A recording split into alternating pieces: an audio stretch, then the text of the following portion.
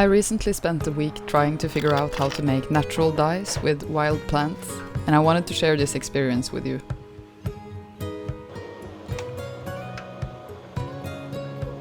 One of my little sisters was with me the whole time because she had a whole week of work week at her school, and I offered her work in my small business. She filmed a lot of the clips for this video too, since I was trying to teach her a bit about that side of my business. Har du fokus på meg? Ja. Den grønn? Mhm.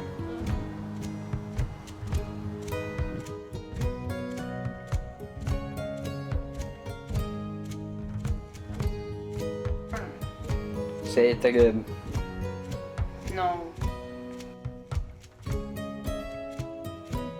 It is a slow process that requires you to be present and go out into nature and look for different things and follow your intuition when it comes to the coloring. The changes in color can come down to so many things, like the time of the day when you pick the plants, the place, the water that you use to cook them in, the heat, the timing, the yarn, and so on. So I think you need to let go of both control and expectation when doing this, and I personally find that to be something I really need to learn in general in life. Please note that this is not an instructional video to the detail. I will just show you what I did and then show you the results, but I am not an expert on plant coloring in any way, and I was also not looking to make a lasting color. The first plant that we experimented with, and that did surprise me quite a lot, was a type of lichen that grows on stones. As always, I do recommend that you read up on the plants that you are using before you start coloring with them. This is also so that you know if they are toxic or not.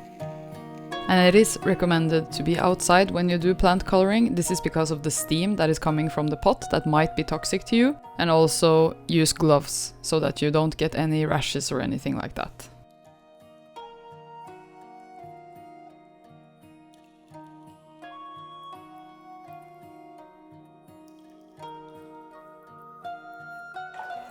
We started by letting the lichen sit overnight in water, and then we layered the yarn and the lichen on top of each other in a pot.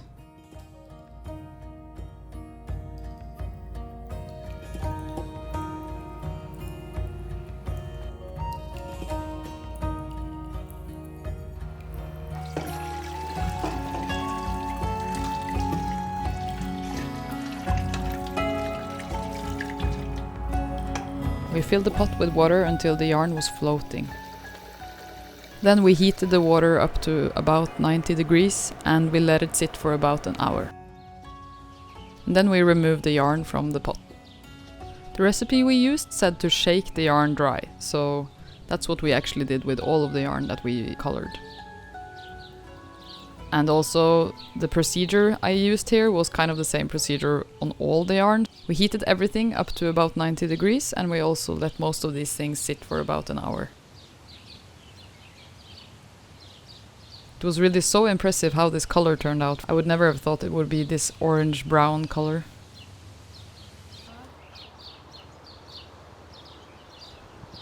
Nå har ikke jeg vasket den sånn helt sykt nøye, men Det går fint. jeg tenker ikke på å være så sykt.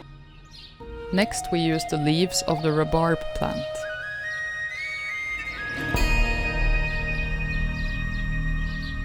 We used an iron pot to create a more olive green color. Ja, fint.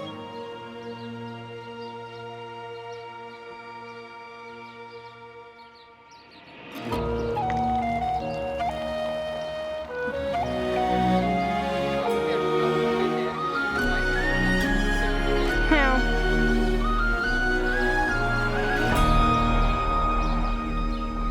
So far I was really impressed with how strong and different these colors were getting. I had some high hopes to get some strong yellow colors from a plant that we call reinfann here in Norway, but as I said, you can't really have any expectations when doing this for the first time. So we're a little bit unimpressed with this color. It's just not that strong. But maybe it's something we're doing wrong, so that's why we tried to put the plant by itself without the yarn in an iron a rusty iron wok, and we'll see if that helps.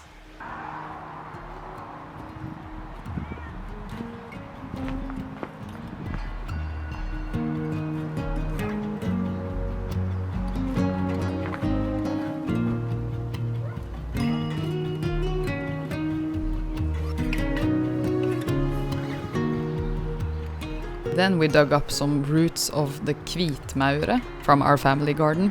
And this is a plant that was used a lot before to make the red color that is actually very hard to find in the Norwegian nature. Kvitmaure is not growing in abundance everywhere in Norway, so remember to read up on the plant and to check if it's okay to forage it in your area.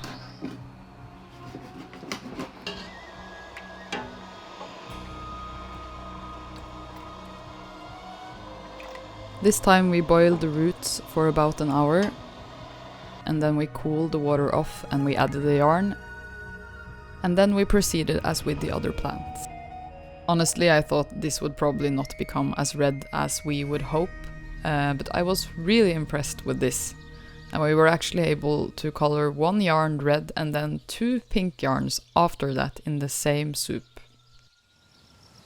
The roots are, however, very tiny, so it was a very long process to remove them from the yarn afterwards.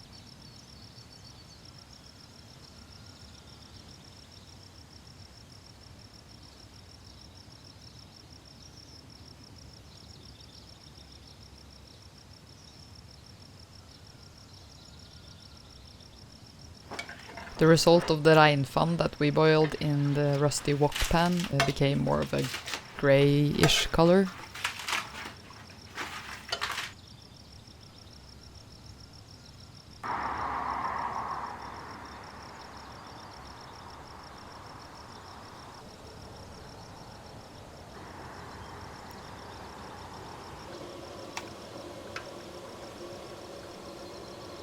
And we also got some more light green from birch leaves.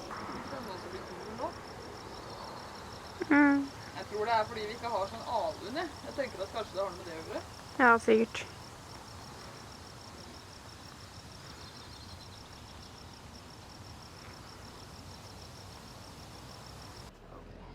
We also head out to find mushrooms that grow on trees.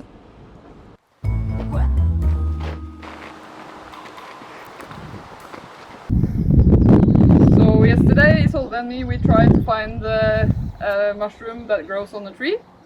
That is called kanelsjuke, and we looked at the map where it was supposed to be, but in the end it was just one little mushroom and the forest full of trees, so we couldn't find it, and we found some other stuff. So now we're kind of doing it like more of an experiment to see what color we will get from this. So from rødrandsjuke you will get this slightly yellow color, but I guess you could get a stronger color if you cook it for a little bit longer than we did. Making these colors was honestly much more fun than I expected.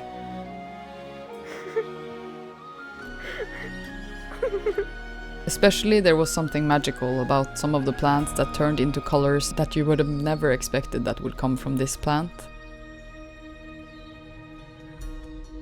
It was just so nice to be outside and sit there in nature and wait for the colors to set. It felt like sort of a hidden witchcraft. And in a way it also is kind of a hidden witchcraft these days, because knowledge like this is dying out. It's a kind of knowledge that comes from countless experiments and has been delivered down through the generations, through notes and small recipe books from older family members. And we need to keep doing that, to keep teaching ourselves and others this knowledge, otherwise we will probably lose it.